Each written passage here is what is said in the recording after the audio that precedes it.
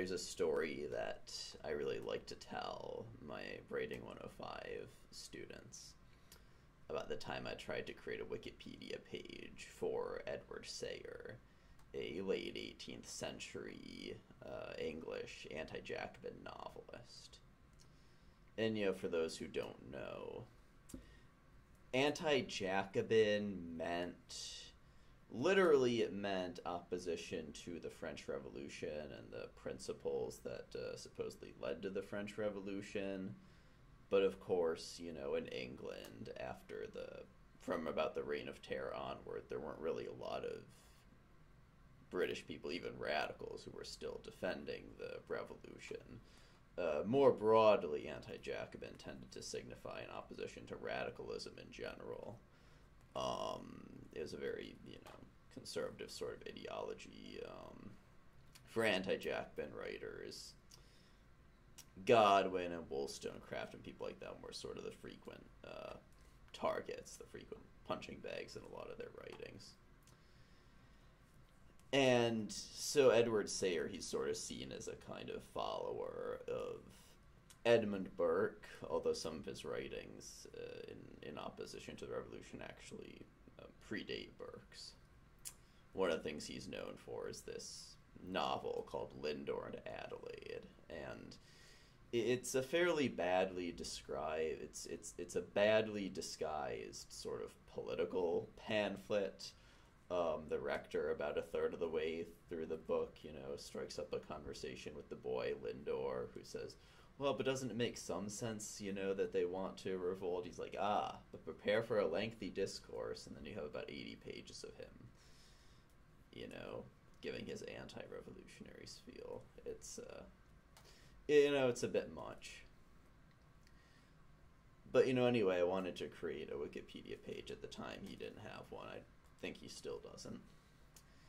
And, I was looking, my sources, I had notes on, this pamphlet he'd written in opposition to a sermon by Price, and I had his, notes on the novel Lindor and Adelaide, of course, and I had notes from a secondary source, M.O. Grenby's book, the Anti-Jacobin novel, which is about these anti-Jacobin novelists, particularly these non-canonical writers like Sayer. And he was sort of my only source for it. He was the only reason I ever found out who Edward Sayer was. He was the one that actually provoked me to go, just out of sheer curiosity, explore some of these non-canonical anti-Jacobin novelists. And so I thought I had a pretty good page put together. And ultimately it never ended up going up. I never succeeded in creating this Wikipedia page.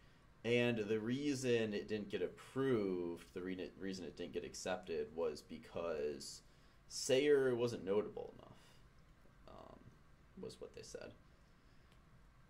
Because I only had one secondary source, there's only one scholar who had ever written about Edward Sayer.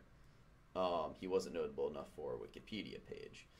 And I really, really tried to find another source mentioning him somewhere. I actually I actually emailed Grenby, and he was nice enough to email me back. He seemed generally supportive of what I was trying to do, but I didn't end up succeeding in finding another source that mentioned Sayer.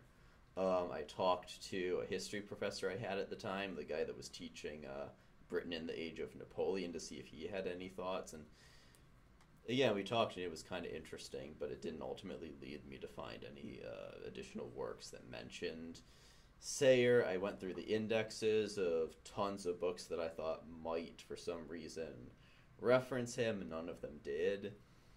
I read this book by Robert Hole called Pulpits, Politics, and the Public Order in England. That was kind of interesting, but that didn't help me at all. So yeah, eventually I just sort of had to give the project up. And, I love that story because it shows that, for good or bad, it's there really is a serious kind of, rigorous gatekeeping there when it comes to actually creating a Wikipedia page. The gatekeepers really are, doing their job.